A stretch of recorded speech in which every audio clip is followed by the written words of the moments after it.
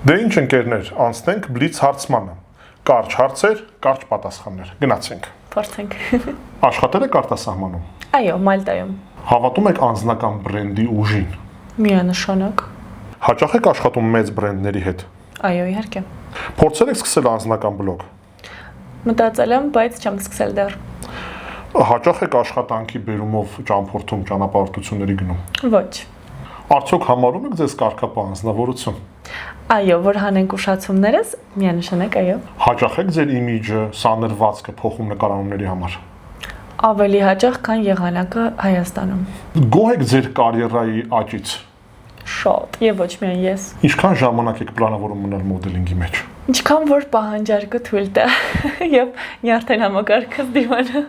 Ոնց եք ձեզ զգում տեսախցիկի առջև։ Տեսախցիկի առջև ես զգում եմ ինչպես տանը։ Դե ինչ ընկերներ, 10 հարց ոդկասթը ավարտվեց։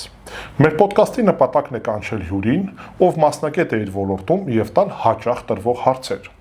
Ինչ հյուր կուզենաք տեսնեք մյուս ծրագրի ժամանակ եւ ինչ հարցեր կուզենաք նրան տալ, կարող եք գրել անձնական նամակ։ Իսկ իմ հյուրն էր մոդել ինֆլուենսեր Սոնա։ Շնորհակալություն, որ եկար Սոնա ջան։ Thank you, bye.